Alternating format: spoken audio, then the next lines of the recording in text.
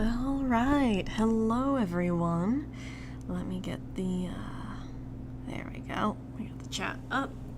So, today is another Monday stream, which means we're doing another artist stream, and today we are going to be discussing Frank Miller. So, he is a very well-known comic book pro in the well, he's a very influential and well-known comic book pro within the comic book industry, and he's known for creating some really influential comics, but he's also known for being a controversial figure in and of himself. So before I get into his bio, I'm gonna give you guys a bit of a taste of my first, well, it wasn't my first kind of introduction to Frank Miller, because I read The Dark Knight Returns before I got to this, but my first introduction to Frank Miller is from Atop the Fourth Wall with Linkara, and if you know anything about Linkara, he really does not like Frank Miller. I tried to find a compilation of him just crapping on Frank Miller, but I couldn't find a good one, so we're going to use the Amazing Lolly's video to help out here. Stuff he finds problematic, including a lot of venomous, almost vindictive rants about Frank Miller. Yeah, Linkara hates Frank Miller. Frank Miller can't write women unless they're in some way sexualized.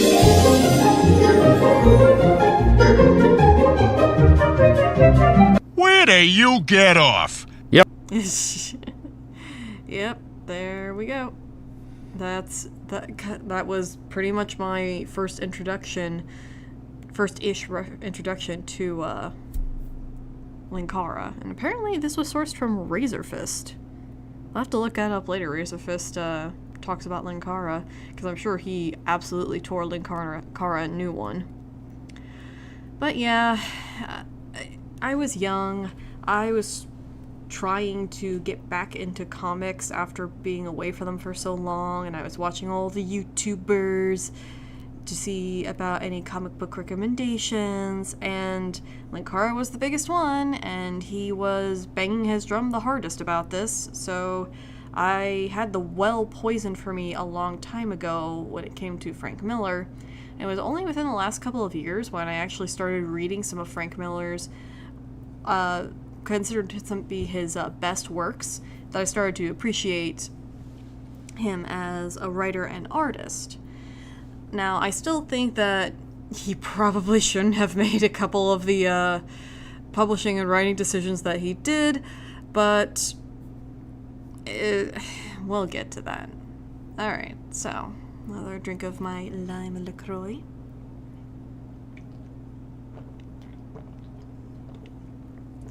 It's getting warm here, so I'm drinking a lot more LaCroix than I usually do. Alright, so Frank Miller. We're going to start with the Wikipedia page. Frank Miller, born January 27th, 1957, is an American comic book artist, comic book writer, and screenwriter known for his comic book stories and graphic novels, such as his run on Daredevil, for which he created the character Elektra, and the subsequent Daredevil Born Again, The Dark Knight Returns, Batman Year One, Sin City, Ronin, and 300. I tried with Ronin and I just could not get into it, but maybe I'll try it again someday. Miller is noted for combining film noir and manga influences in his comic art creations. He said, "I realized when I started Sin City that I found American and English comics to be too wordy, too constipated, and Japanese comics to be too empty. So I was tempted to do a hybrid." Sin City was supposed to be like an American manga. Interesting. Miller has received every major comic book industry award, and in 2015, he was inducted into the Will Eisner Hall of Fame. Miller's feature film work includes writing the scripts for the 1990 science fiction films RoboCop 2 and RoboCop 3, sharing directing duties with Robert Rodriguez on Sin City and Sin City: A Dame to Kill For, producing the film 300, and directing the film adaptation of The Spirit. Sin City earned a Palme d'Or nomination. I hope I pronounced that correctly. I haven't heard good things about the Spirit movie, though. Early life section, very short.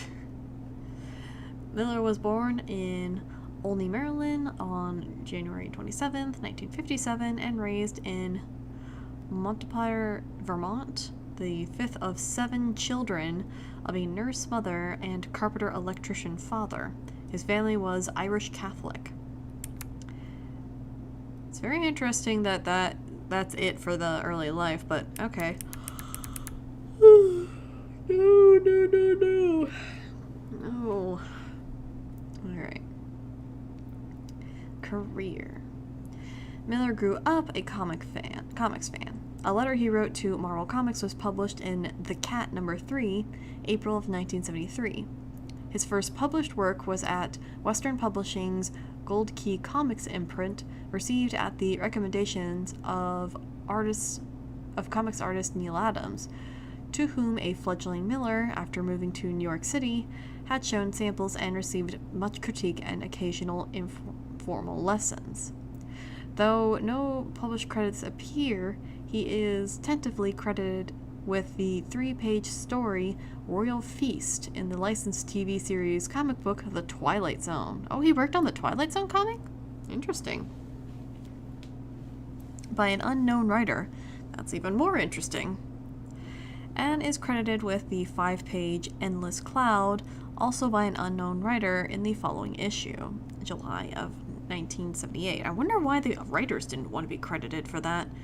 I mean, I don't know. I feel like a writing credit is a writing credit. Why wouldn't you want to be credited for your writing contributions? Whatever. It's not like it's a porno. Whatever.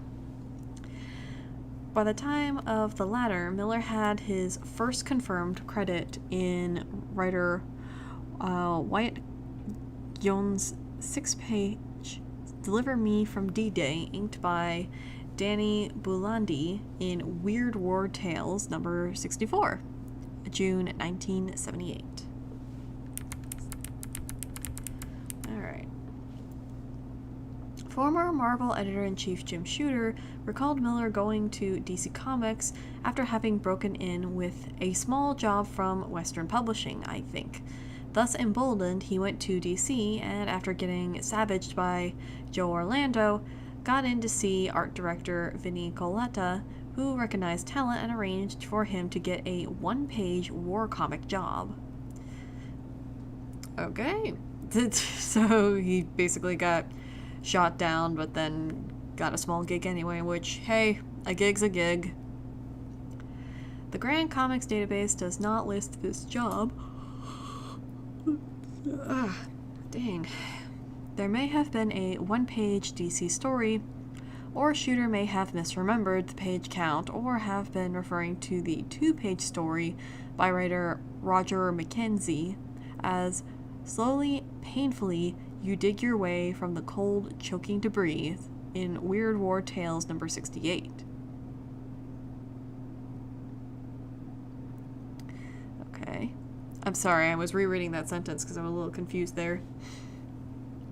Other fledgling work at DC included a 6-page The Greatest Story Never Told by writer Paul Kuperberg in the same issue, and the 5-page Edge of History written by Elliot S. Maggin in Unknown Soldier number 219, September 1978. His first work for Marvel Comics was penciling the 17-page story The Master Assassin of Mars, Part 3, in John Carter, Warlord of Mars, number 18. All right.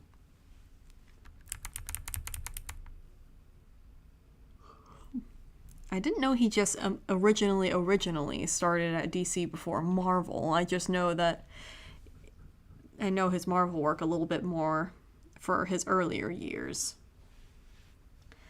At Marvel, Miller settled in as a regular fill-in and cover artist, working on a variety of titles.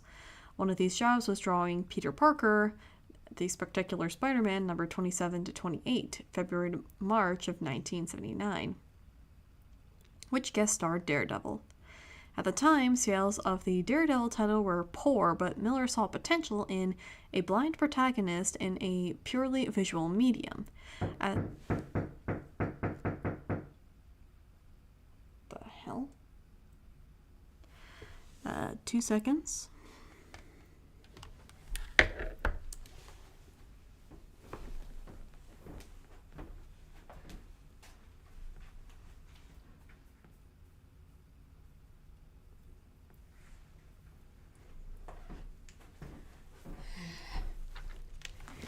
Every once in a while, we get some yahoos coming in and trying to get us to switch to a different electrical company.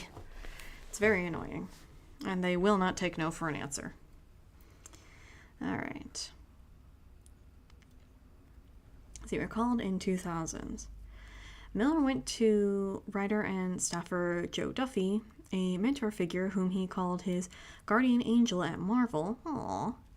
And she passed on his interest to editor-in-chief Jim Shooter to get Miller work on Daredevil's regular title. Shooter agreed and made Miller the new penciler on the title. I find it so funny how it's like they've been in the company and they just ask if they can do it, and they just run it by and they're like, yeah, sure, go ahead, do it.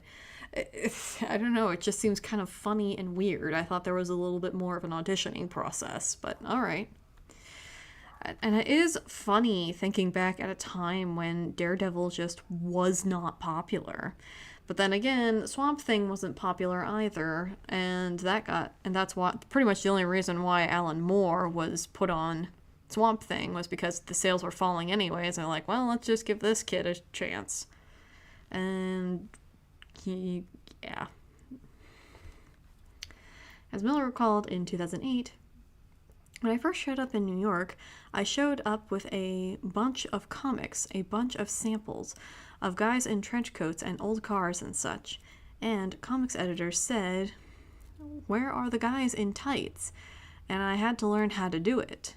But as soon as a title came along, when Daredevil signature artist Gene Colan left Daredevil, I realized it was my secret in to do crime comics with a superhero in them. So I lobbied for the title and got it. Yeah, I guess Daredevil would be the closest to Noir, if you wanted to make him Noir. Because you can't really do that with a whole bunch of Marvel characters. I mean, Wolverine you could probably do Noir, which is why Frank Miller eventually went to do a Wolverine miniseries. Well, he was the artist for it.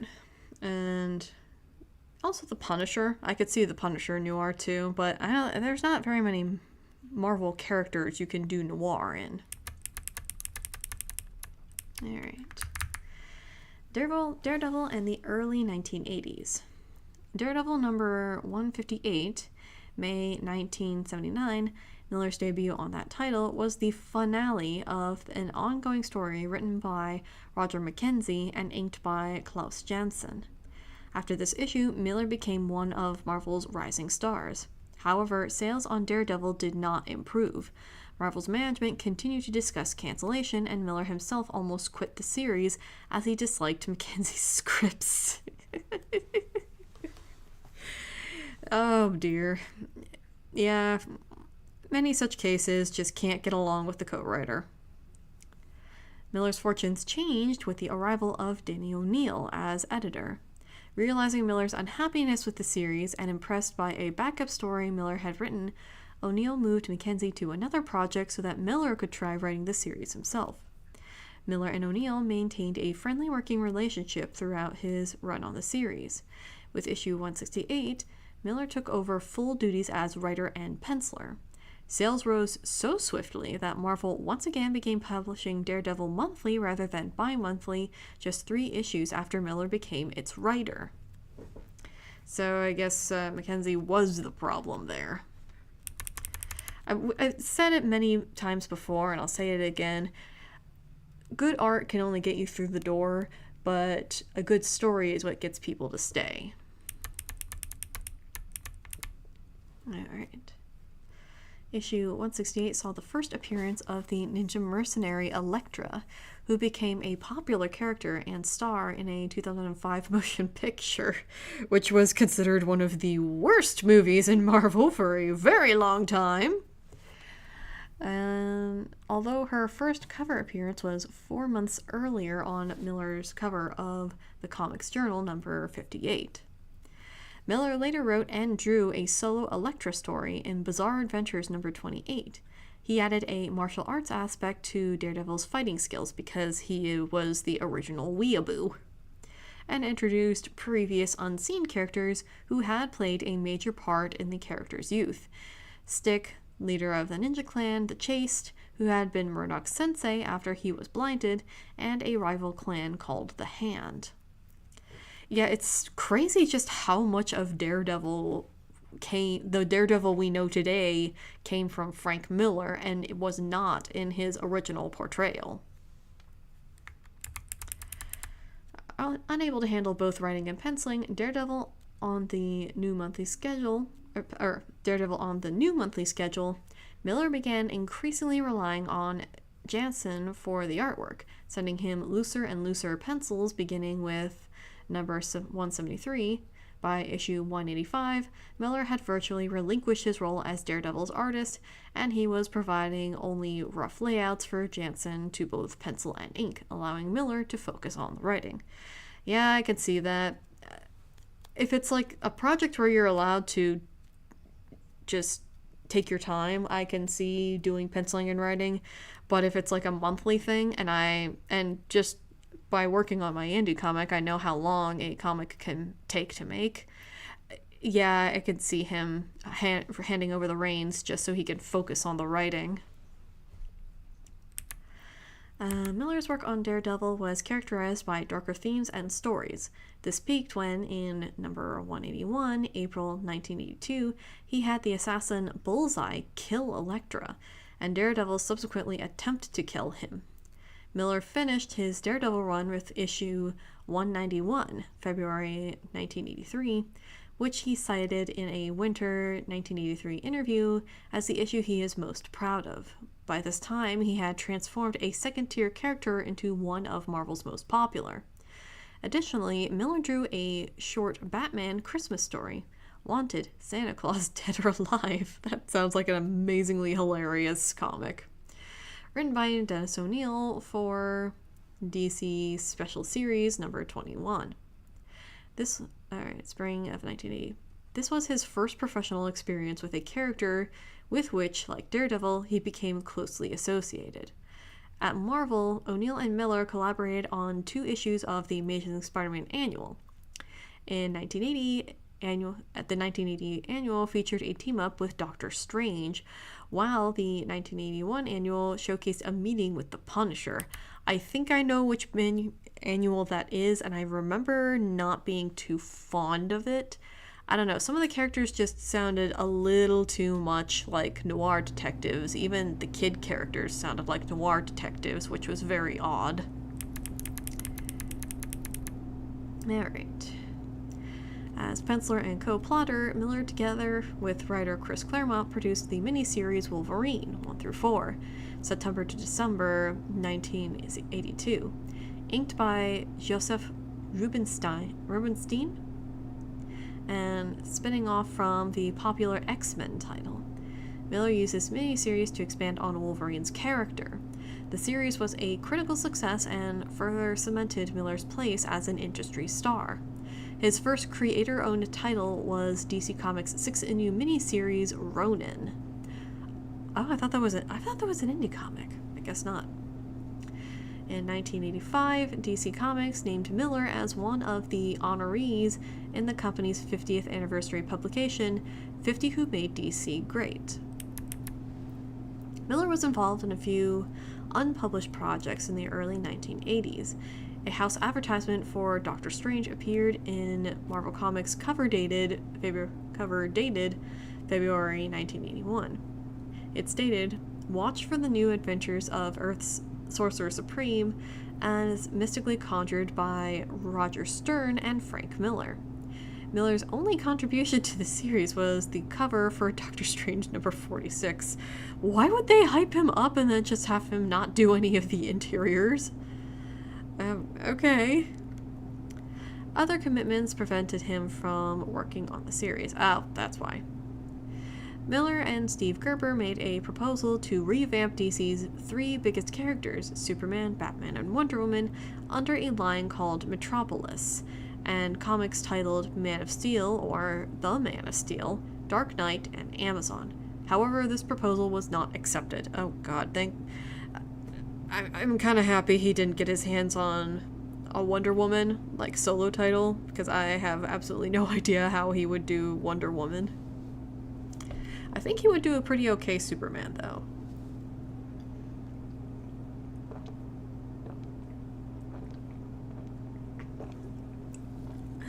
I feel like he would make Wonder Woman too much like Elektra, and Wonder Woman is not Elektra. Even though Wonder Woman is probably the most brutal of the three.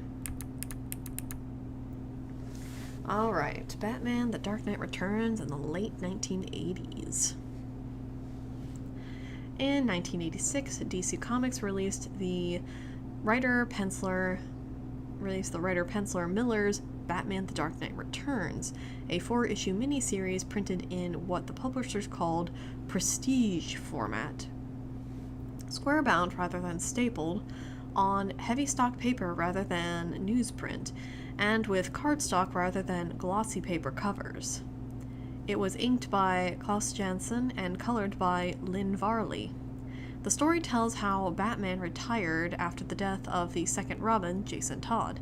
Oh yeah, I heard that Frank Miller took the Jason Todd death really badly. Not just because it happened, but of just how brutal and cynical it was. Because they had that whole, you could call in and say if you wanted Jason Todd to live or not. And I think the popular consensus, though, is Jason Todd was not a very popular Robin, but I don't think anybody thought that they were going to be that brutal with his death. Alright, and at age 55, returns to fighting crime in a dark and violent future. Miller created a tough, gritty Batman, referring to him as the Dark Knight, based upon his being called the Dark Knight Detective in some 1970s portrayals, although the nickname Dark Knight for Batman dates back to the 1940. Released the same year as Alan Moore's and Dave Gibbons' DC miniseries Watchmen, it showcased a new form of more adult-oriented storytelling for both comic fans and a crossover mainstream audience. The Dark Knight Returns influenced the comic book industry by heralding a new wave of darker characters. The trade paperback collection proved to be a big seller for DC and remains in print. Yeah, it's back to that debate of whether the comic industry should have taken that nosedive towards darker storytelling, because depending on who you asked, it was either a blessing or a curse.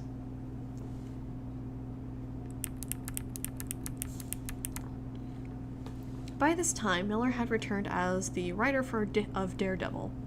Following his self-contained story Badlands, penciled by John Buscema in number 219, June of 1985, he co-wrote number 226, January 1986,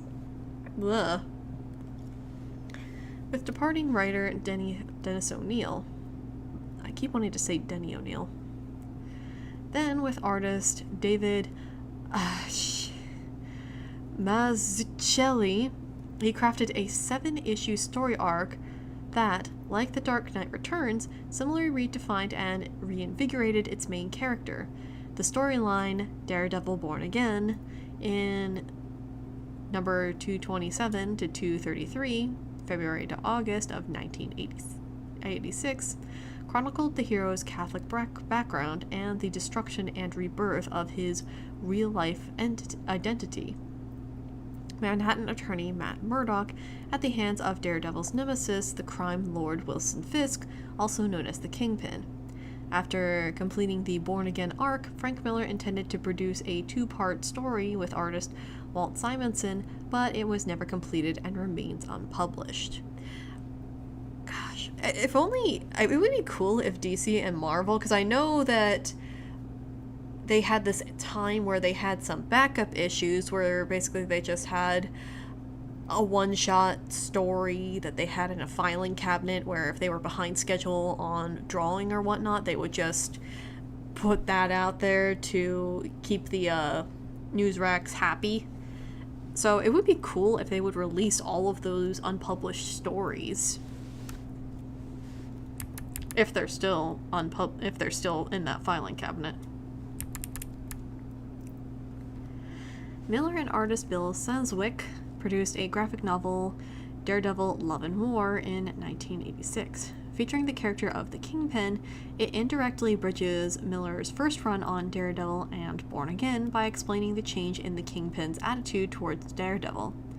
Miller and Senswick also produced the 8-issue miniseries Elektra Assassin for Epic Comics. Oh, so he owned the character of Elektra? Okay. Set outside regular Marvel continuity, it featured a wild tale of cyborgs and ninjas, while expanding further on Elektra's background.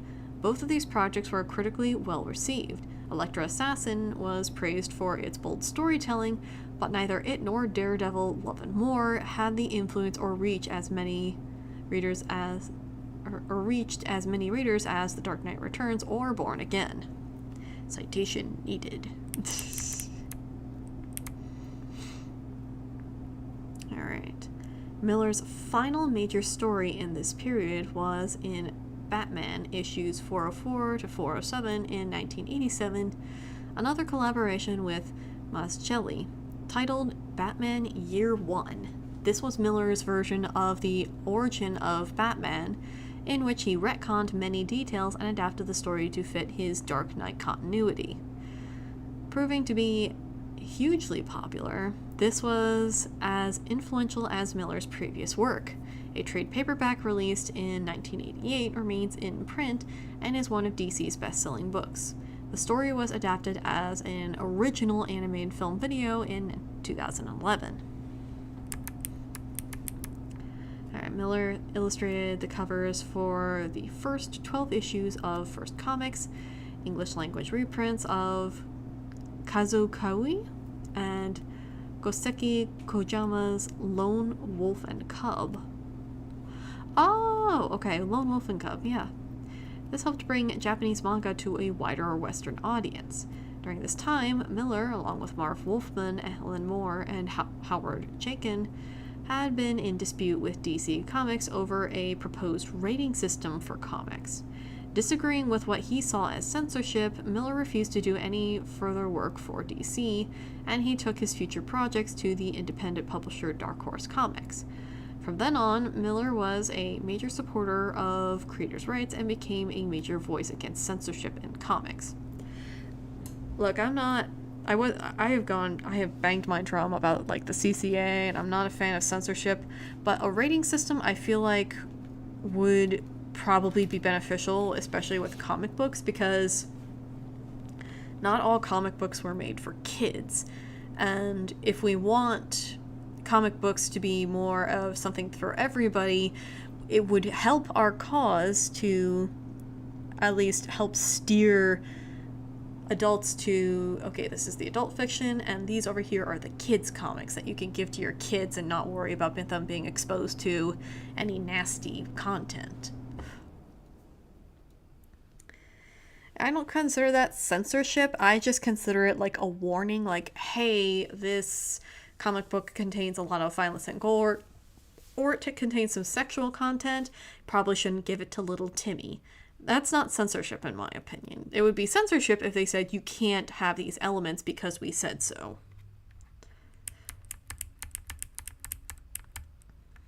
Alright.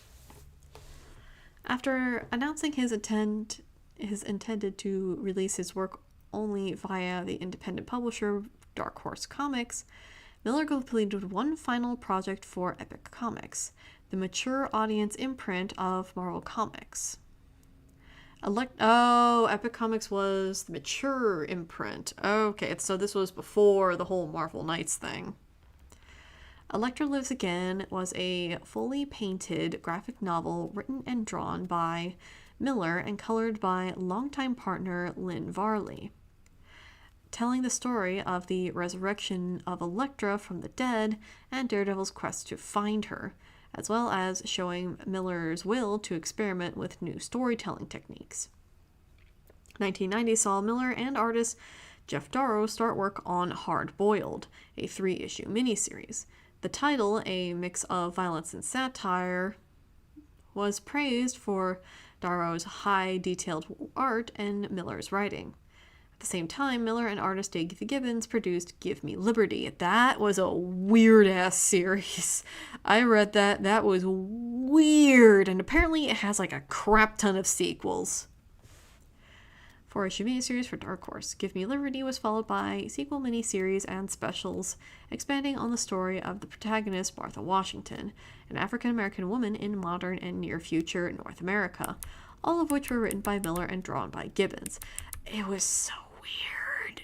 There was like a gay Nazi faction that wanted to take over the world and make everyone gay and a Nazi, and like the feminist movement was like carving off a portion of the United States. It was so bizarre.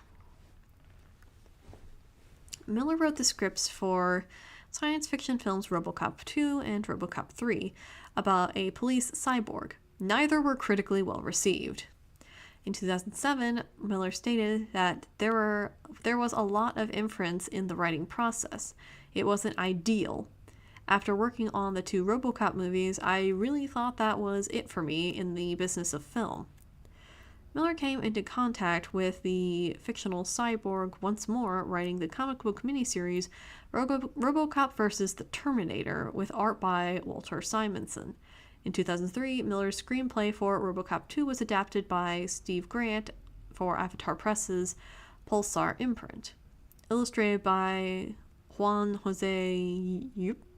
The series is called Frank Miller's RoboCop and contains plot elements that were divided between RoboCop 2 and RoboCop 3. Okie dokie. In 1991, Miller started work on his first Sin City story. Serialized in Dark Horse Presents number 51 to 62, it proved to be another success. I was on Sin City. It's not bad. I found it Alright. This first Sin City yarn was re-released in 1995 under the name The Hard Goodbye. Sin City proved to be Miller's main project for much of the remainder of the decade, as Miller told more Sin City stories within this noir world of his creation, in the process helping to revitalize the crime comics genre. Sin City proved artistically auspicious for Miller and again brought his work to a wider audience without comics. Miller lived in Los Angeles. Alright.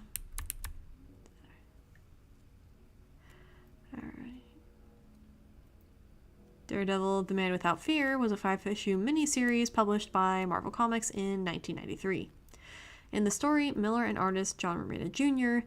told Daredevil's origins differently from in the previous comics, and they provided additional detail to his beginnings. Yeah, this was Miller going back and adding in his elements into Daredevil's origins.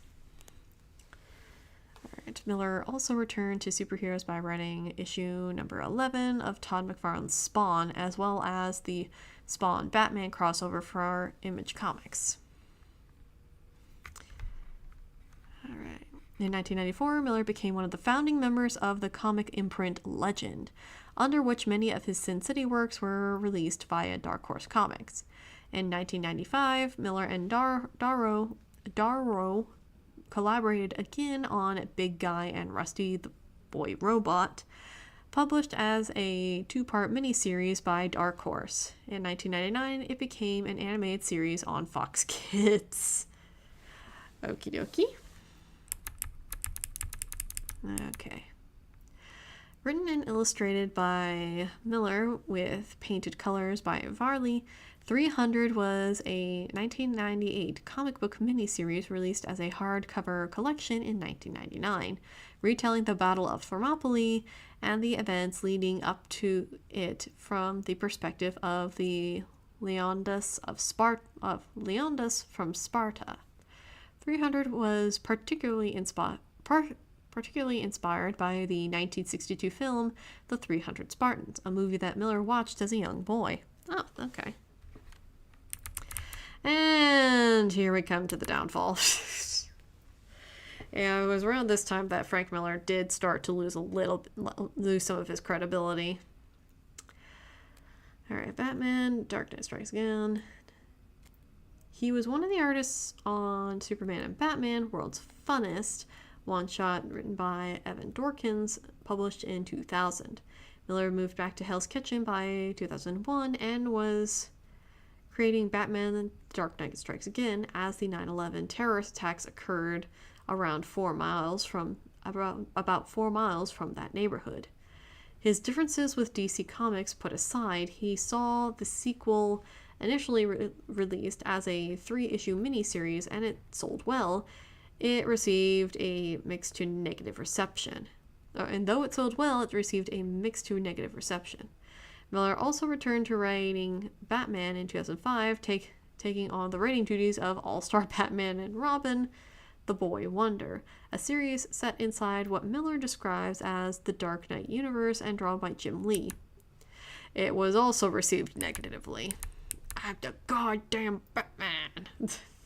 That was a stupid line. Okay. Miller's previous attitudes towards movie adaptations was to change after Robert Rodriguez made a short film based on a story from Miller's Sin City entitled The Customer is Always Right. Oh, Miller was pleased with the result, leading to him and Rodriguez directing a full-length film, Sin City, using Miller's original comic panels as storyboards. Film success brought renewed attention to Miller's Sin City projects. Similarly, 2006 adaptation of 300, directed by Zack Snyder, brought new attention to Miller's original comic book work. Sequel to the film, Sin City: A Dame to Kill For, based on Miller's second Sin City series and co-directed by Miller and Rodriguez. Alright.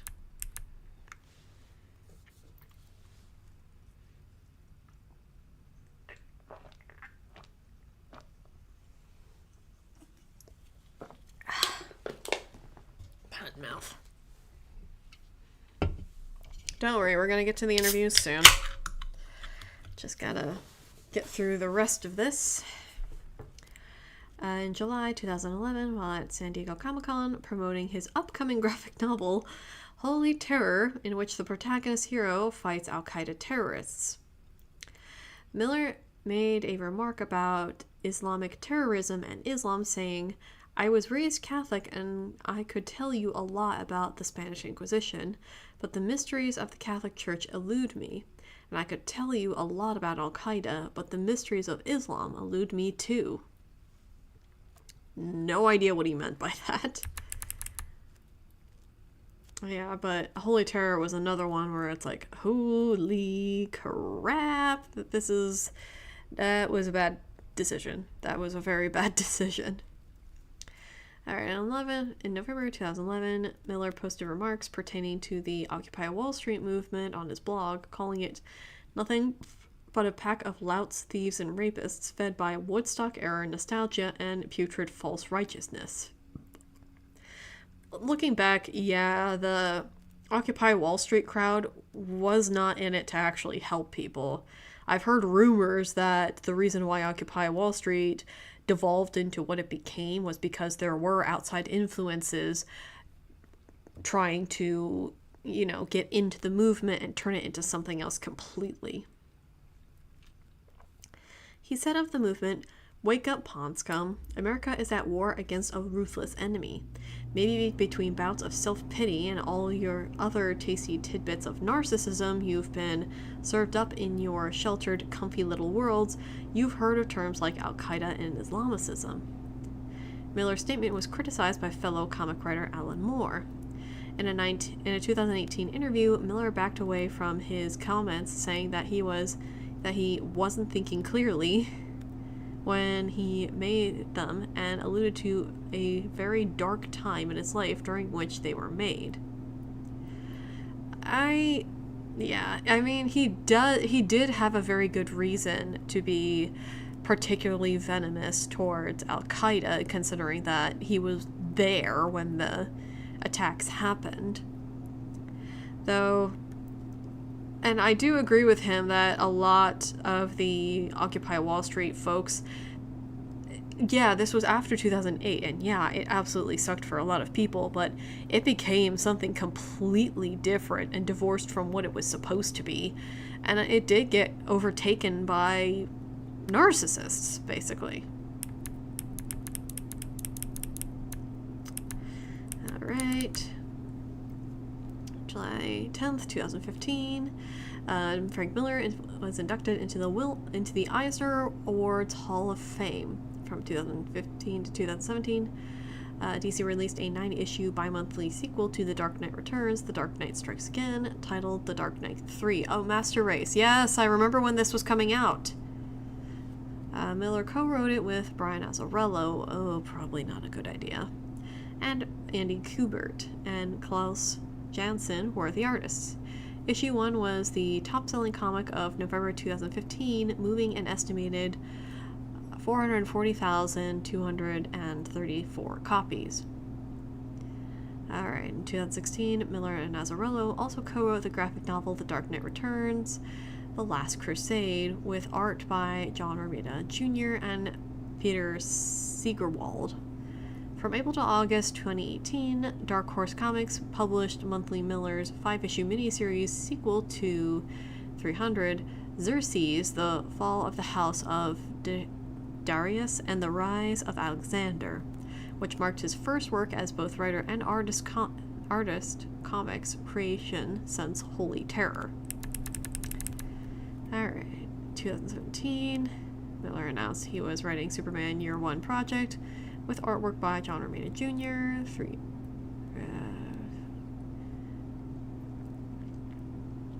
3-issue series was released by DC Black Label, oh boy, from June to October 2019 and received mixed reviews. Simon & Schuster's Children's Publishing published his and author Tom Wheeler's young adult novel Cursed, about the King Arthur legend from the point of view of the Lady of the Lake. In December 2019, DC released Dark Knight Returns, The Golden Child, the 5th series in the Dark Knight Returns universe, to mixed reviews. It was written by Miller with artwork by Rafael Grampa. Alright. Ooh, legal issues. In October of 2012, Joan Gardo Mills, who began working for Miller as an executive coordinator in November 2008, filed suit against Miller in Manhattan for discrimination and mental anguish, stating that Miller's former girlfriend, Kimberly Cox, created a hostile work environment for Galardro Mills in Miller and Cox's Hell's Kitchen living and workspace. Wait, how is that Miller's fault? That's not Miller's fault. Why don't you just sue the girlfriend? Alright.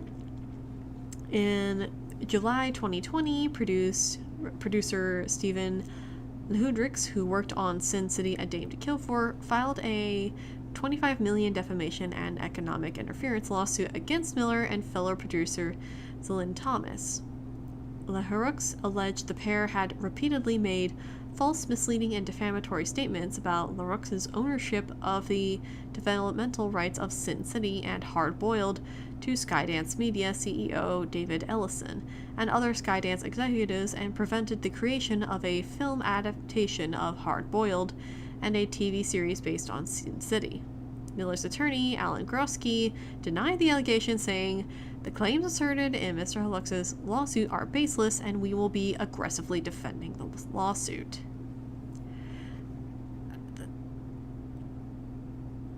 Huh? So he's mad because he thought Miller said defamatory statements, which prevented a film adaptation of Hard Boiled and Sin City. But those aren't his properties, though. He was the producer, but whatever.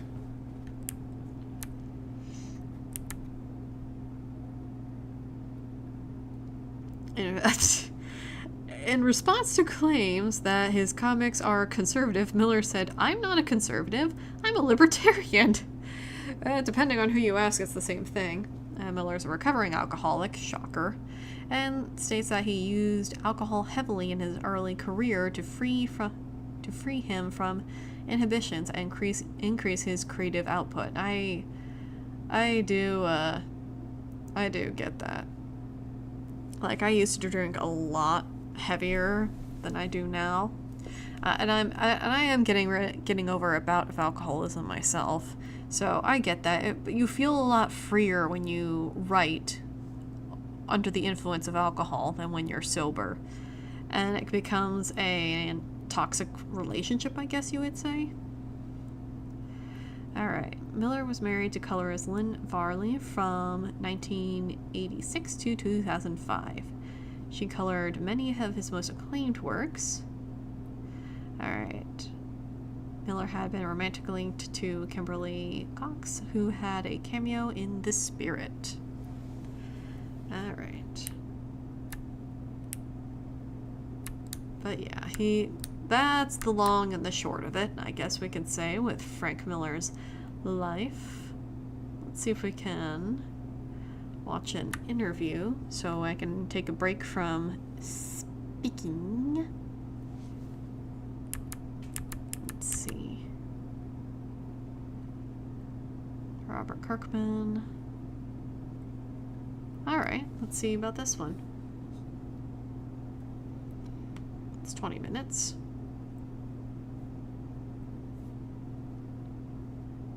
Let's not ask any questions. Let's not talk about anything of note. Let's make Collider regret this. Yeah, I think find people to blame. Let's blame our parents. It.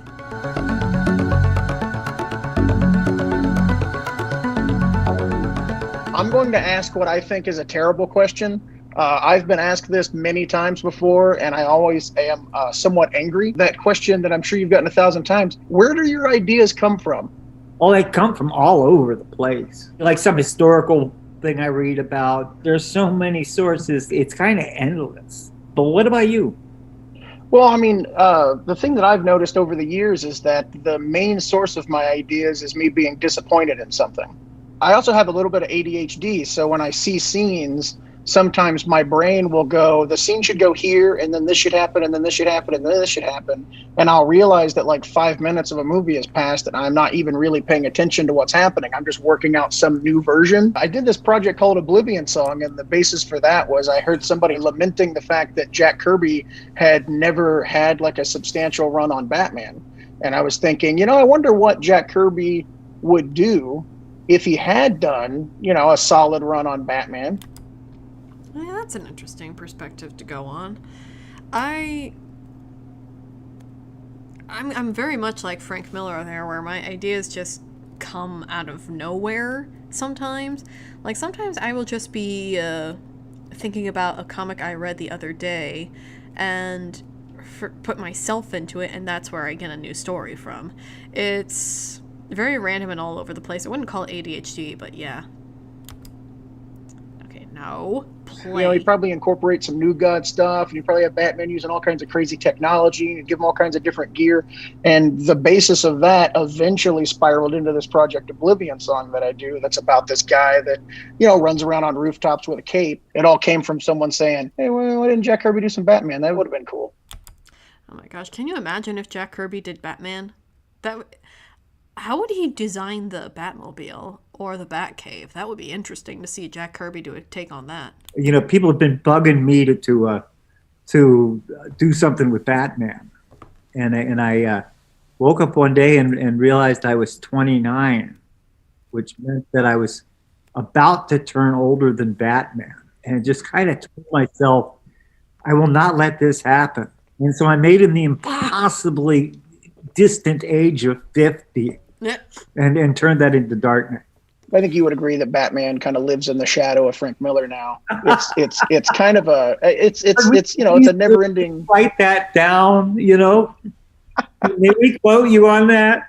Sure, please do. There's Batman before Frank Miller and Batman after, and I think that you introduced the concept of this grim and gritty and scary Dark Knight that still prevails to this day.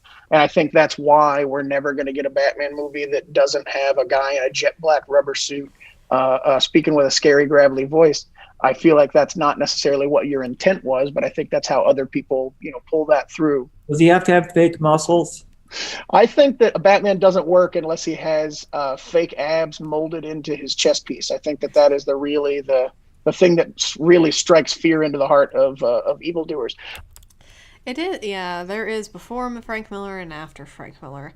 The comic book landscape would not be what it is now without Frank Miller. Like him or not, he changed, almost single-handedly changed the industry to go into a completely different direction, along with Alan Moore.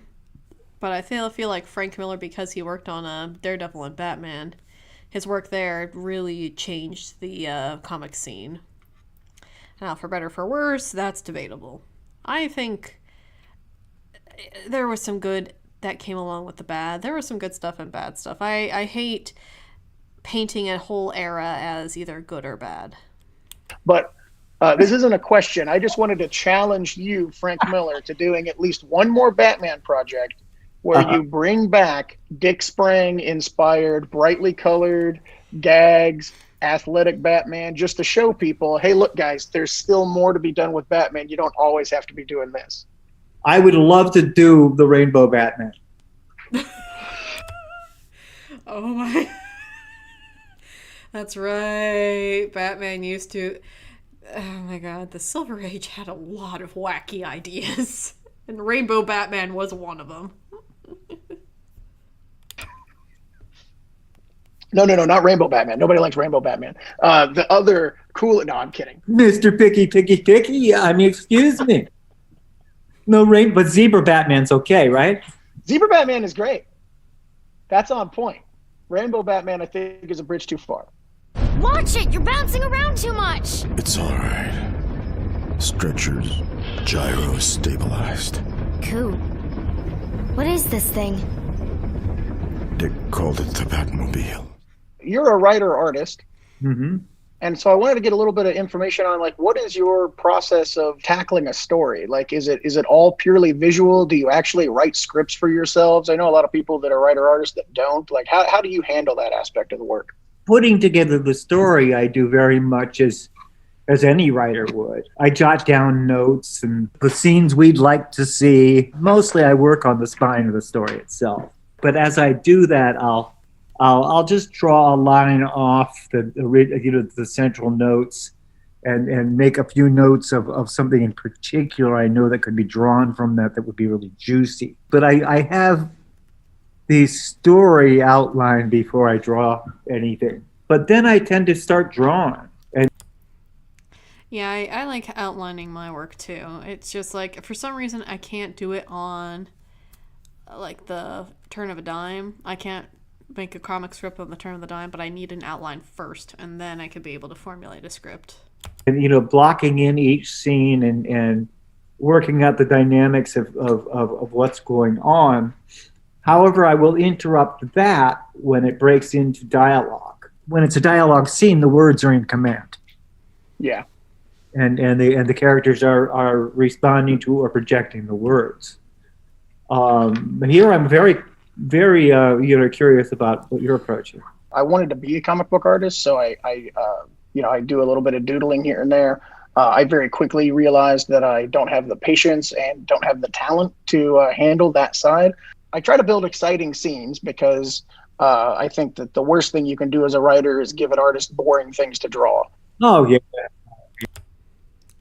I hope my story's not too boring for Martin to draw. I hope he likes drawing my comic. Yeah. It's high crimes in the comics world. It's a crime to the reader. It's a crime to everybody. If you can't take a talking head scene that is 5 pages and squeeze it down to 1 or 2, what are you doing? What are you doing? And if you're an artist out there that's watching this and you get a 5-page talking head scene, by all means, just cram that into 2 or 3 pages. Like, no one cares. Your writer might be mad for like a day, but then when the book comes out and people are saying they like it and he's taking all the credit for it, it's fine. But they'll be happy in the end. But yeah, I try to build exciting scenes, and then I just try to like kind of come up with tethers to pull those into a story. So sometimes I'll sit down to write an issue and I'll just be like, I don't know, this guy gets a knife shoved through his head and he falls into a building and explodes. Let's make that work. Yeah. And I try to figure out a way to get to that point. I like to think of myself as a disgruntled artist that is writing as like a consolation prize for what I wanted to do. You're in good company there because, of course, the classic one of all time is Harvey Kurtzman. Beyond that, Archie Goodwin and Jim Shooter at Marvel Comics, they'd all lay out the stories that they were writing. Well, can we wrap this interview up now? I'm getting compared to Archie Goodwin and Harvey Kurtzman and Jim Shooter. I think we're done here. That's enough for me.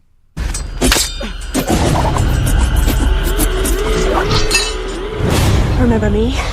I think the way that you have taken the characters of Batman and Daredevil and fundamentally changed them into your own vision in a way that really kind of set the stage for everything that came after, I think is, again, something more people should be striving to do, and is just, absolutely amazing and impressive thing. I'm not going to apologize for this compliment. But you sit down to take over Daredevil, for example. Yeah. Like, what's in your head? Like, how do you look at that landscape and go, okay, we need an Elektra. I'm going to take Bullseye and turn him into somebody who's actually serious and deadly. Like, how do you nuts and bolts just kind of jump in and go, okay, this needs to happen and this needs to happen? Like, what's the thought process there? Good. When I was 24 years old, the thought process was, oh my God, I get to do a multiple comic book and I meet the deadlines. The first thing I thought was, I'm going to turn this into a crime comic, because I had decided my mission was to bring back the crime comic. I think that's a thing that a lot of the Bronze Era creators were feeling. Like, they wanted to bring back some of the old genres that got quashed out by the CCA. I know Kirby tried to bring back the romance genre for a little bit, but that didn't get very far. Then horror came back, kind of. The one that wasn't involved in mythology. So I brought back a kind of a cartoon underworld and just stole from Will Eisner shamelessly, and eventually when I got the writing end of it, brought in Elektra and turned it into a gothic romance. That was when I decided it was going to be one big long story. That one was a real epic journey for me. Dark Knight was much more consciously a novel, because I had started it as actually a much, much darker book than it turned out to be. There was no Robin in it or anything, and it was a much more of a kind of a grim Batman comes back and he's a little too berserk for the world, and basically wound up gotten killed by cops. But as I was working on it, the character, particularly Batman, just started talking back on me. And I think mainly because I introduced the Carrie Kelly character. With her around, all of a sudden he had a reason to be alive. It was like opening a suitcase. Well, just like Tim Drake, when he became Robin to balance out Bruce's negativity, because I think this was like very soon after Jason Todd's death, and he was bitter from that. So that's very similar to Tim Drake's introduction, isn't it?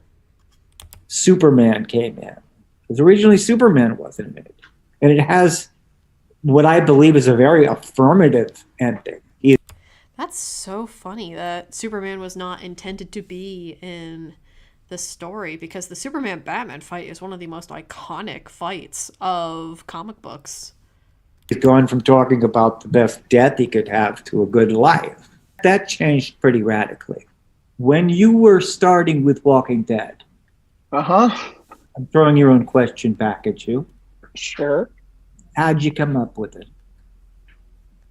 Yeah, I mean, again, going back to, the comment about where my ideas come from, it was, I was watching the Romero movies, the original trilogy, What was the first one you did? Night of the Living Dead.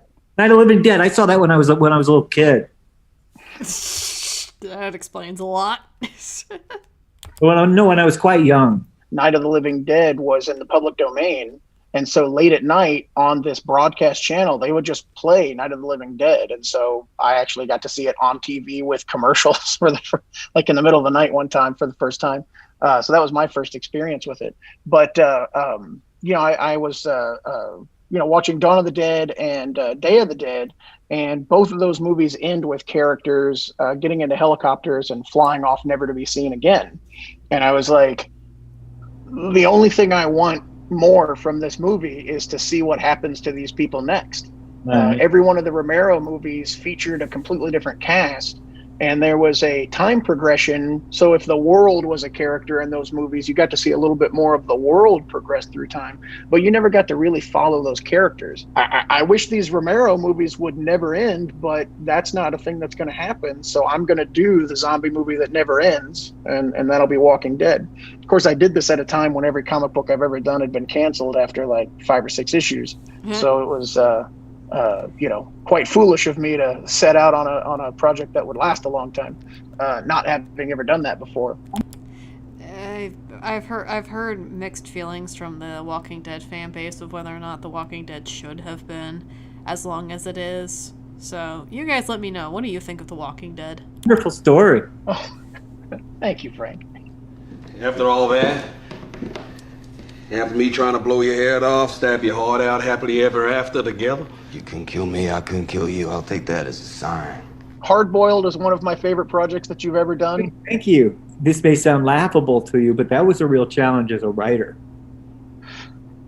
See, he laughs. Well, no. I mean, correct me if I'm wrong. It kind of, like you give Jeff a script and he's like, okay, I'm going to do 17,000 different things with this that you didn't necessarily expect. And then you get the pages back and you have to go, well, I have to make this make sense. Like, is that basically the process, or am I talking out of school? Yeah, more or less. Yeah, I mean, the thing is, I had originally written him a real short story in the vein of Harlan Ellison, very bleak, scary, futuristic story, and the artwork came back, and now Jeff is an absurdist, and this stuff just gorges out of him, this unbelievable artwork. And I thought, what am I going to do? If I use the script that I had written, it's just going to be the most overdone, tedious thing in the world.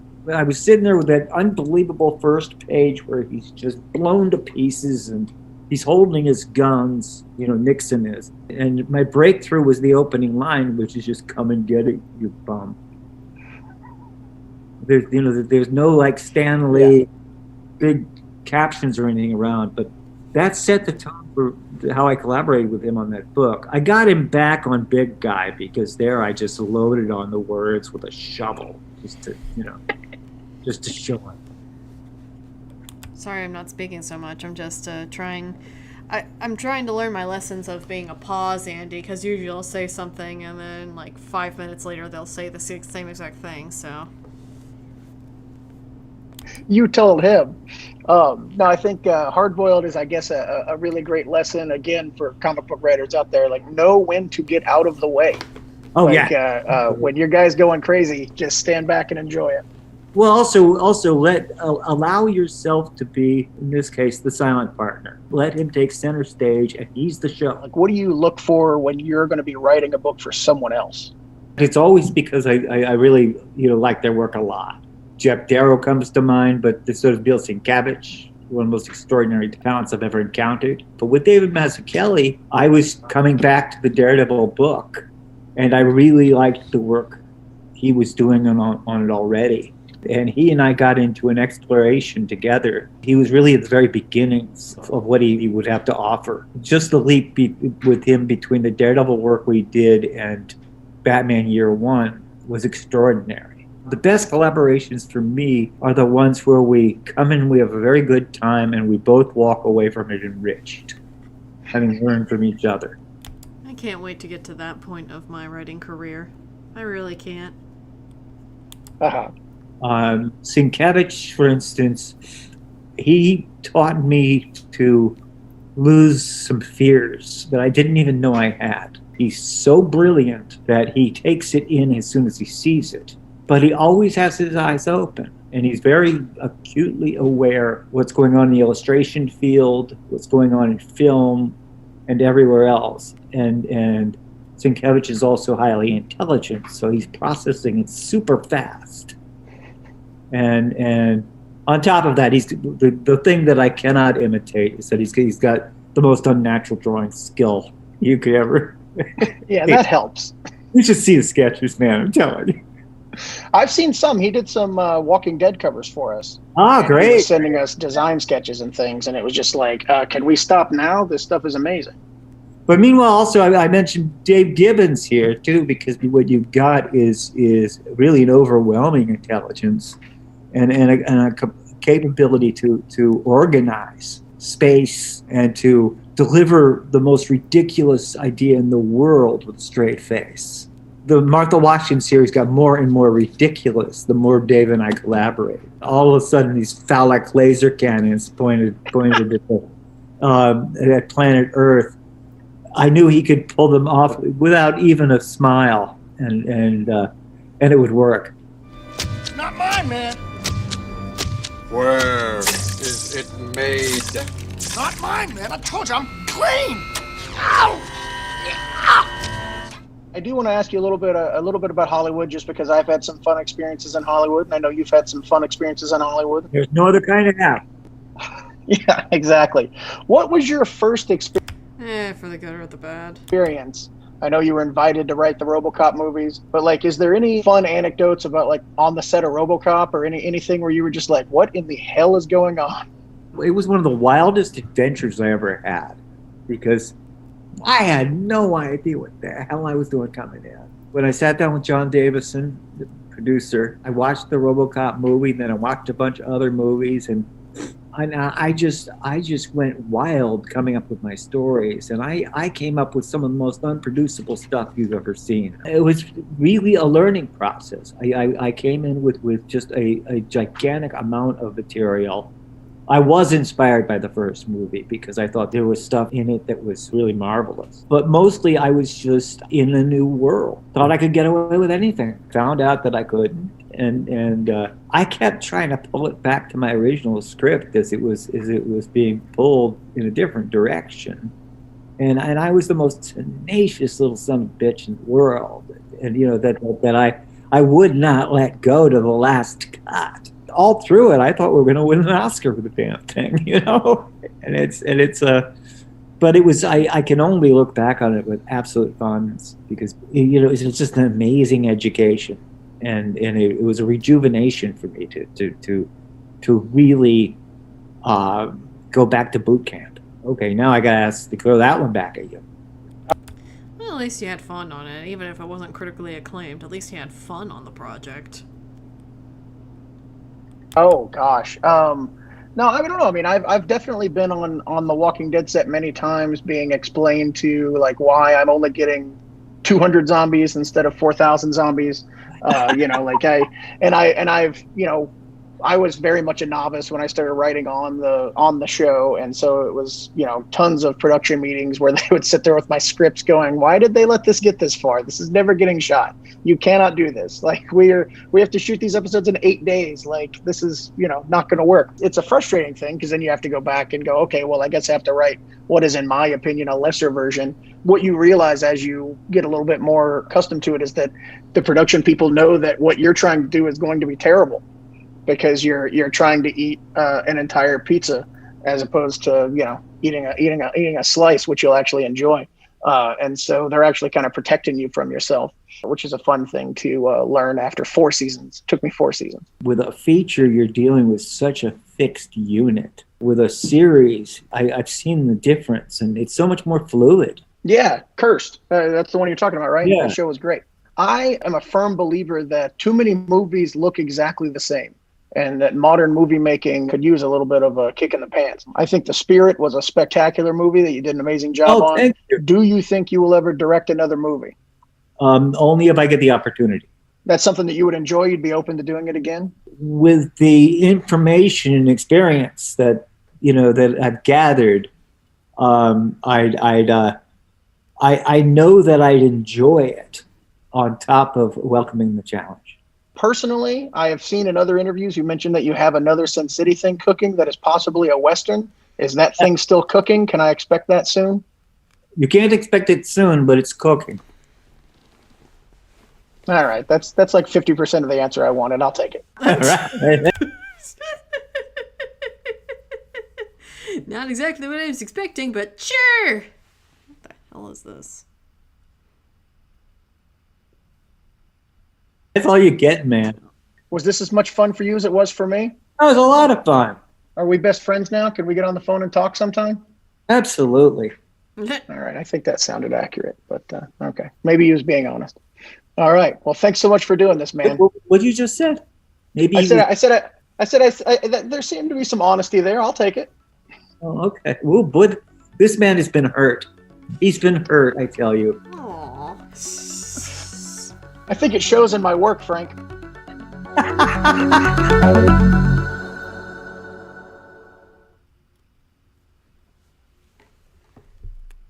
Alrighty. Bloop. Okay, that was a... Ow! I hate you commercials. Alright.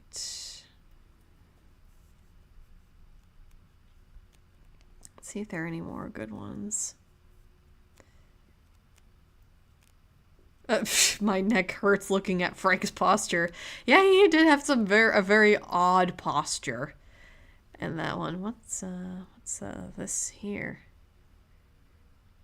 Ah, you're welcome, Mike. Mike was the one, Mike's Old Dragon Channel was the one who wanted me to do a reading of the War of the Worlds. I'm thinking about putting up a poll to see if anyone want me to try and do one of those The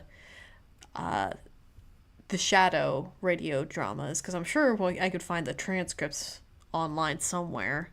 And the Shadow episodes, if I remember correctly, were only like 30 minutes long, so it won't take me too long to rate them. But let's see about this one. Frank Miller on Frank Miller.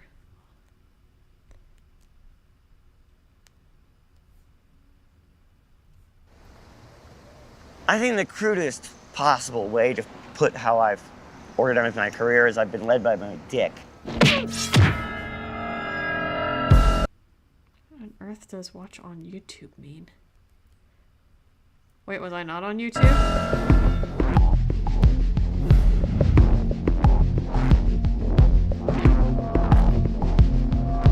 Ditties. I started drawing when I was a very, very young child. I presented my mother with a pile of typewriter paper that had been folded over, covered with drawings, saying, "This is what I'm doing for the rest of my life," when I was 6 years old. Drawing. And the mom was like, "That's all right, sweetie. Now get yourself washed up for supper." Has always been part of who I am. And New York has always been an inspiration, even though I was a country kid. And I always knew this would be my home. And I couldn't wait to draw it for real.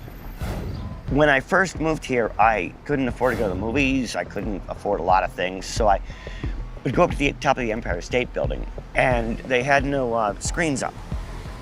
So I could actually sit on the edge of the Empire State Building and draw. Oh, that is horrifying to think about. Ugh. Then I would go out to South Street Seaport, and I would draw again. And it all represented a breathing, living city. The city is a very vertical place. And as a cartoonist, you tend more to play with vertical shapes. The water tanks and everything are resting on very high spaces, and people live on top of each other in womb-like environments. So the city lends itself to long brush strokes, whereas the country or mythical lands tend to be much more horizontal. That's why when I did 300, for instance, I went for a horizontal format.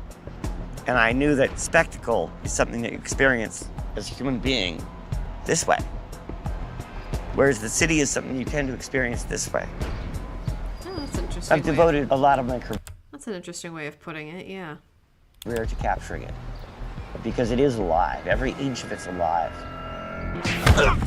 Let's get back to Max Gaines. He created the half tab, as it's called, the half tabloid, half the size of the New York Post. He folded a newspaper in half twice and said, I think we got something. And that became the format of the comic book. Now, it adapted over the years through strange printing changes to the bizarre form it is now. It's actually 3 inches shorter than it should be. And nobody knows why, except that the racks were built that size. That's how dumb the world of comics is. That is kind of silly, yeah. They fit the format for the racks. So much could be done if we just knock all those goddamn racks and boxes down and do whatever we wanted to. The 50s had taken their toll on comic books. Everybody took too seriously the rash of censorship. And also, comics were beaten down economically. They weren't selling. Comics were, the time I entered the field, considered strictly child's play. Creatively, they turned around at Marvel Comics first. You wake up one morning, and your mom wonders why you're a little moody. And it turns out there's these things going through your veins that are called hormones. And they make your fantasies a little more violent, and they make you look at girls a little differently. And so your fantasies change. Jack Kirby owned that era. He owns that moment in any man's life.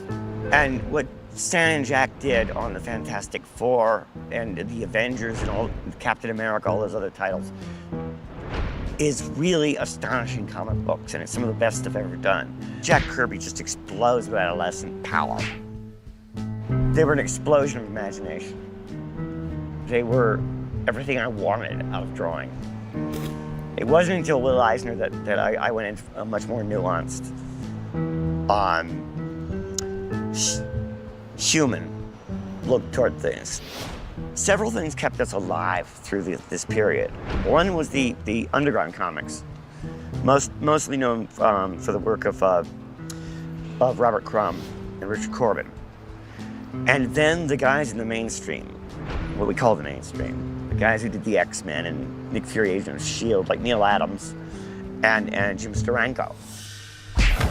It was only when my generation came into play that we started waking everybody up again. While Neil Adams, coming from advertising, brought a photographic reality. Yeah, it really does seem like not very many people within the industry were fond of the CCA. It's like they put up with it, but they weren't very fond with it, and they weren't very fond of people thinking that they do nothing but produce like children's stuff. Because a lot of them did legitimately enjoy working on horror and working on crime and all that, and just to have those genres snuffed out, it must have really pissed off a lot of them. I mean, of course they still enjoyed doing stuff like Captain America, and Siegel and Schuster were legitimately excited to do Superman, so it's not like there weren't people who didn't want to do the kids stuff. It's just, I can see how that could be very frustrating if you've been in the industry and you have all these cool stories you want to tell, but you can't, because then you would be considered an underground artist. It's comics. And so his anatomy was just utterly beautiful to behold. The first time I ever saw Neil Adams draw the Angel, the X-Men character, and actually saw wings drawn like wings, Ooh. It was breathtaking. And Neil Adams brought a photorealism to comics that they'd never seen before, and instantly outdated everything before him. Jim Steranko brought a pop culture sensibility. He brought references that from the pulps and from just uncanny sources. Everything that was going on in pop culture, Jim Steranko brought to the fore. The outburst of the independent publishers, like Dean Mullaney and Dennis Kitchen, a whole new kinds of comics becoming available. But the rest of us had to keep going in different ways. I mean, I came to New York just really hoping I could make my living doing comic books. I just wanted to tell cool stories about Spider-Man and Daredevil and stuff like that. I didn't have aspirations. I just wanted to do this for a living because drawing was in my blood. I can't even imagine doing comics for a living at the moment. At the moment. I hope I could get to a point where I could do it for a living, but I'm not gonna hold my breath. I was doing Daredevil when I went to my editor and said that my character who I created, Elektra, had to die. And my editor, Danny O'Neill, said they'll never go for it. She's more popular than the title character. And I said, well, Jim Shooter's right down the hall. Let me talk to him. And I went into Jim Shooter's office, and all 7 feet of Jim Shooter was sitting there, looking very severe. What? And I said, Jim, I gotta kill Elektra. And he lowered his head, and then he looked back up and he said, tell me a story, Frank. What? And I told him exactly what I planned to do, and he said, it's great, do it. I had a powerful ally at the top of the company.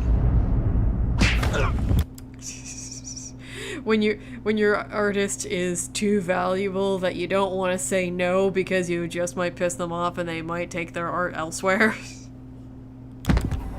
The old fart came back with a contract with God.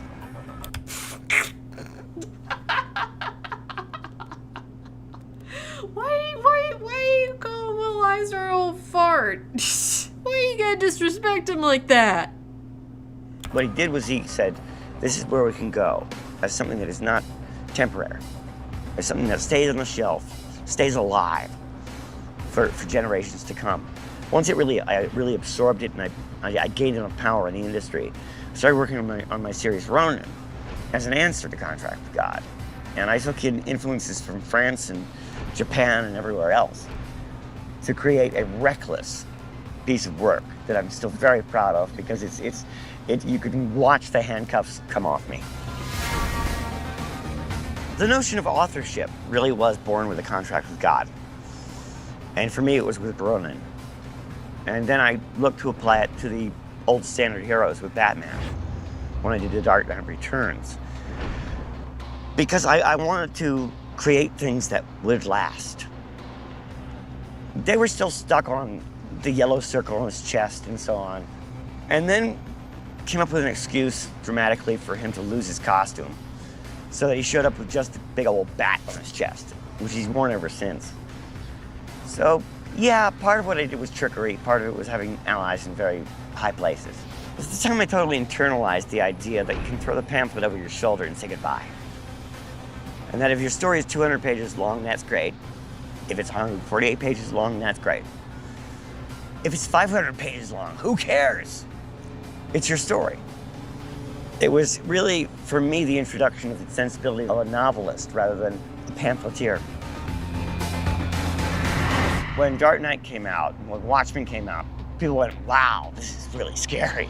This isn't like the world of Superman anymore.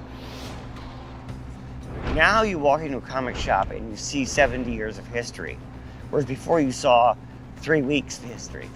Things have changed now because Eisner stuck his sword in the sand and the rest of us followed up. Eisner seems to be like the most well-respected of the older generation among the artists. And we did a stream of Eisner, well, a half stream of Eisner a while ago, and I do get it. Like, Eisner is a triple threat. Like, first off, good artist. Secondly, business savvy. And thirdly, he was just kind of a classy guy. He was a triple threat of a comic artist. I like black and white crime A touch of noir. movies when I was growing up, and I love black and white crime movies now. First off, in black and white, they were able to cut to the heart of the story. Second, how they used film to tell stories in a way that didn't flood you with color, that in fact didn't use it at all. or with detail, where a 30-foot room could include only a desk and a lamp and a guy, and you believe it. The thing that people miss is that they went to the heart of darkness, just like Dashiell Hammett did, just like Raymond Chandler did. It crawled inside your skull and showed us all how evil we could be. And then our rare moments of heroism become more celebrated. That's all Sin City's about. It's Jim Thompson's world. It's not Steven Spielberg's world. It's a world where we are driven by ugly impulses and we do good things rarely. And we are defined by them. I mean, I do agree that humans are, at their core, selfish, and we do things for selfish reasons. I don't know if goodness is a rarity, though. I remember when I started Sin City, I realized I had to finally figure out how to draw cars. And so I bought tons of little cars from like the Franklin Mint and so on. Learning from Jeff Darrow, the artist of Hardboiled, I realized that the best kind of props were three-dimensional. He taught me that if you want to draw a gun, Sick-ass art. get one. There's lots of fake guns that don't actually fire bullets. One of the things that I feel that's amazing about working in cinema is that there are so few limitations that it becomes dangerous. Working in digital process, for instance, you can do anything, so you have to watch yourself and not do too much. Whereas in comic books, you're limited by the page, because the page becomes a statement of itself. Its juxtaposition of pictures and so on is finite. And where a cartoonist's worst enemy is time, because any comic book can be read very quickly. If you know how to slow the reader down, you've mastered the art of comics. Whereas in film, you have absolute command over time. I mean, the viewer has to sit there and watch unless they're going to leave the theater. My way is to lay out everything in advance and then to come in and play with it. Will Eisner put it best. He said it, he said it best. He said inking is sexy.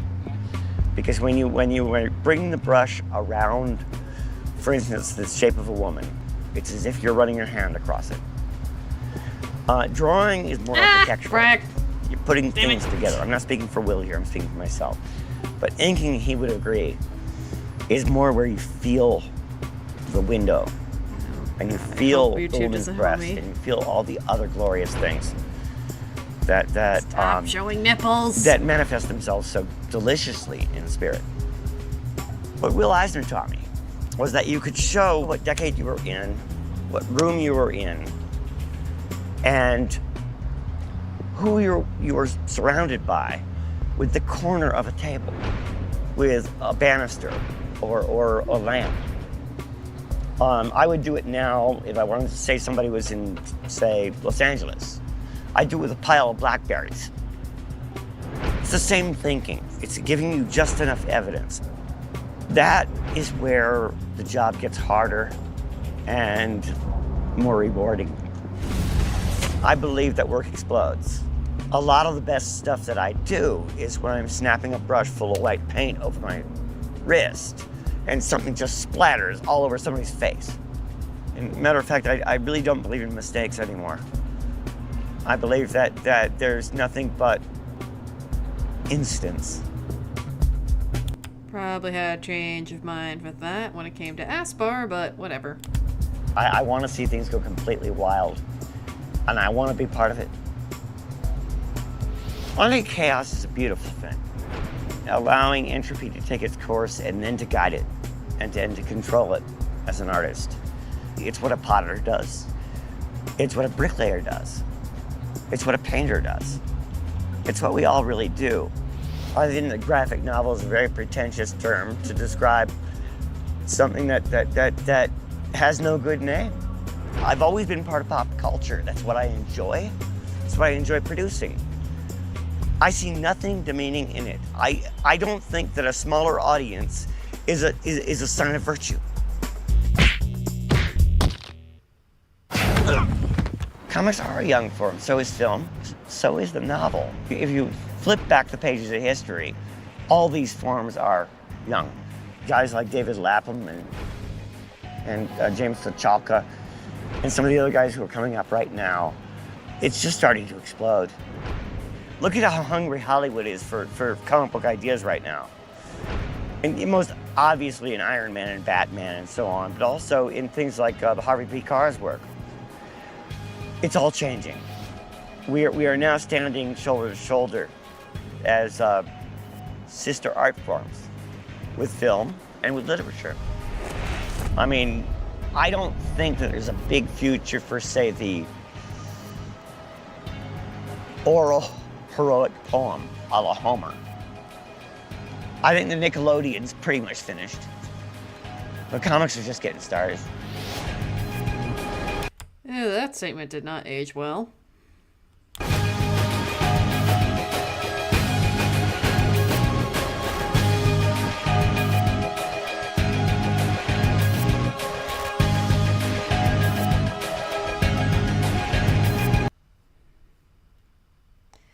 So, where did this come from?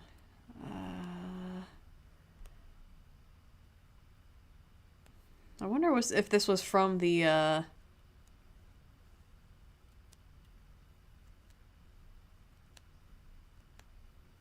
Spirit movie.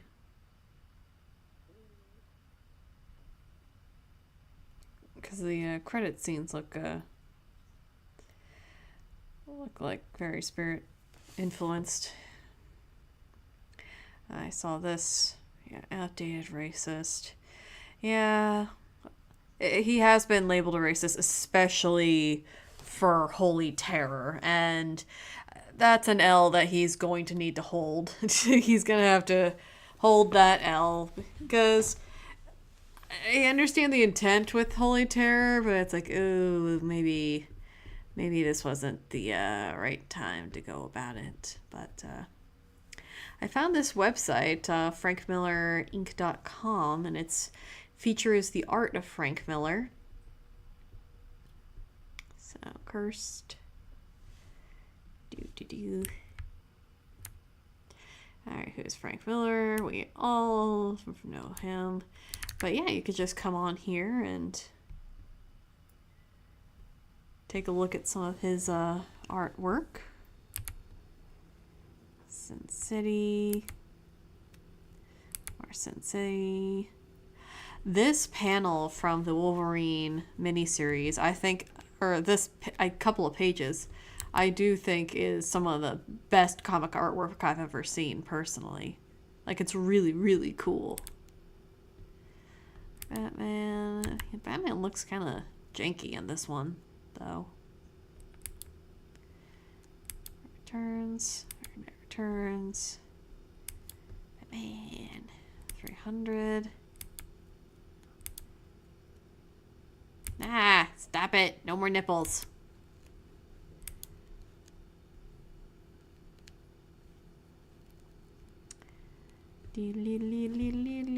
Alright, well, you get the point. So, if you want to see more of, like, the artwork of Frank Miller, you can also... Ooh, you can contact him.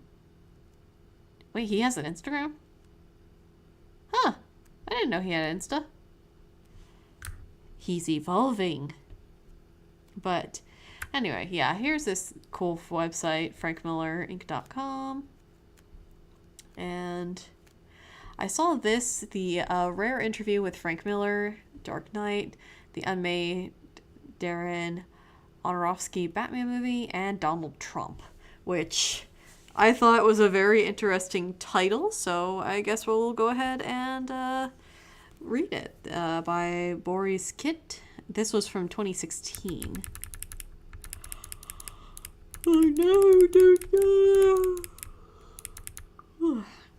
Alright, when Batman vs. Superman, Dawn of Justice opens March 25th, it will draw heavily on Frank Miller's sentimental work, The Dark Knight Returns.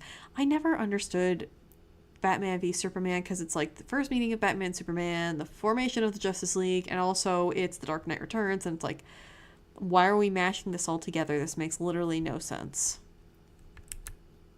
Okay. Let's get to the interview. Crossover success. Turns Miller into a... Alright, Alright, here we go. As The Dark Knight Returns turns 30, Miller granted The Hollywood Review or Reporter a rare interview to talk about its origins, why he doesn't watch Netflix's well-reviewed Daredevil show, and that time he and Darren Aronofsky tried to make a Batman movie. Alright, question. One of the things that led you to create The Dark Knight Returns was a series of muggings. What happened? Well, that's an interesting way to go about it. Alright, there's something demeaning about the first time you're knocked to the ground and punched in the stomach and have a gun waved in your face and realize that you're completely at somebody's mercy and they can take your life. And at that point, you'll do anything. There's something so humiliating about that. And to me, that made me realize that Batman was the most potent symbol DC had in its hands. Sure, Superman can fly, but Batman turns me back into that guy who is scared and at the same time the guy who can come and save him. It's a perfect myth. What makes him so mythic? Batman isn't interesting because he has a cool car. It's great that he has a cool car, but he's interesting because he straightens the world out and he brings order to a very chaotic world. Especially when you're a child, you need somebody, even if it's a fictional character, to tell you that the world makes sense and that good guys can win. That's what these heroes are for. Alright. Politics has shaped Dark Knight and informed a lot of your work. Any thoughts about the presidential campaigns? Are you following them? Only for humor's sake. It's a little early to take it seriously. I think it's going to be a great time to be a cartoonist. Well, they did get a lot of comic books made off of Donald Trump impressions, so... you can't come up with a greater buffoon than Donald Trump. The fact that he thinks he can be president of the United States is one of the best jokes I've read in a very long time. At least I hope. So, yeah, people forget that it was almost like a joke that Donald Trump was running for president. And I think that's the big reason why him winning just freaked so many people out, because why did this joke win the presidency? Some have said you turned Batman into a fascist. Agree? Anybody who thinks Batman was fascist should study their politics. The Dark Knight, if anything, would be a libertarian. The fascists tell people how to live. Batman just tells criminals to stop. Like, I don't think telling criminals, hey, stop committing crimes is fascist. But then again, people have so many... I seriously doubt anybody these days knows what fascism actually is. I really do. The definition just changes all the time, and I don't even know what the hell fascist means anymore, because people have come up with so many different interpretations of fascism. March is a big month for you in terms of screen adaptations. Batman v Superman is...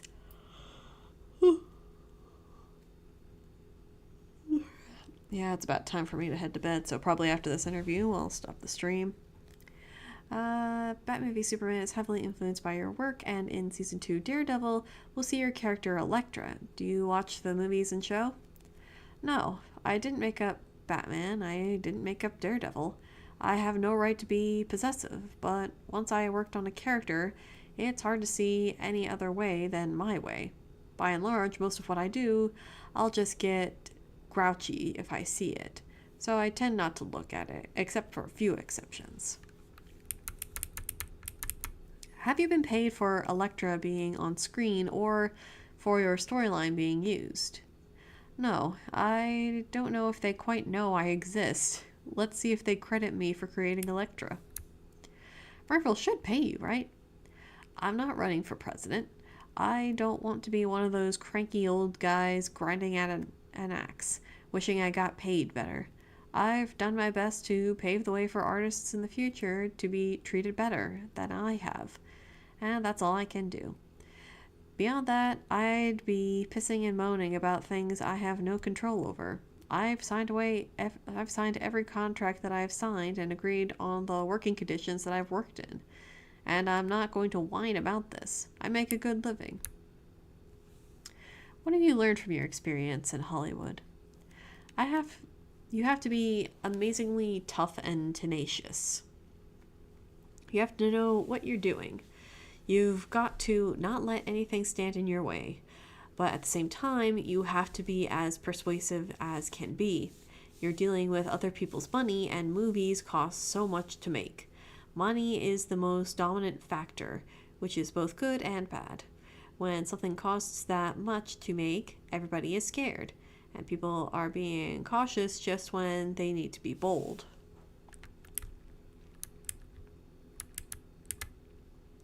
Your first Hollywood experience was writing RoboCop sequels during the 1990s. How did that go? They didn't do very well because they shouldn't have. I'm not going to whine about that. I was experienced. I wasn't disciplined. I was bad at politics, bad at the business, didn't write good movies. I have no complaints other than to say I wish I had done a better job. Well, he said he did have fun in that other interview, so yeah, I guess two things can be true at the same time, where it's like, yeah, I wish they were better, but I still had fun. Alright, looking back on The Spirit, is there anything you would have done differently? I would do it better. I don't know about how the movie did and what the reaction was. There were so many factors involved with that.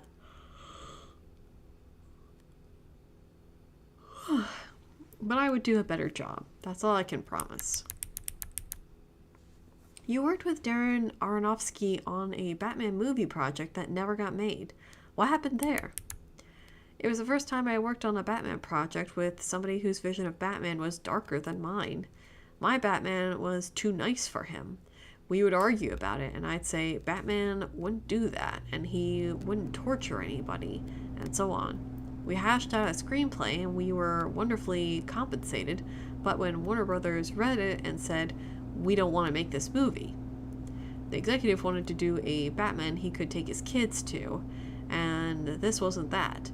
It didn't have the toys in it. The Batmobile was just a tricked out car. And Batman turned his back on his fortune to live a street life so he could know what people were going through. He built his own Batcave in an abandoned part of the subway, and he created Batman out of whole cloth to fight crime and corrupt. Wait a minute, is this Ultimate Batman? Well, Ultimate Batman, he was kind of... I still need to read that story, but... that sounds a lot like Ultimate Batman. Holy crap. Alright. Why don't you turn some of that into a graphic novel? Maybe I will. Oh, there it is. It's over. Okay. So nice, quick interview. And I think we'll leave it to that tonight, because I am yawning up a storm. Yeah, I should probably get going to bed. Well, that was our stream on Frank Miller, everybody. I'll post links to everything we watched down below. Thank you for watching. Like and subscribe. Blah, blah, blah, blah, blah. I'm going to bed. Night.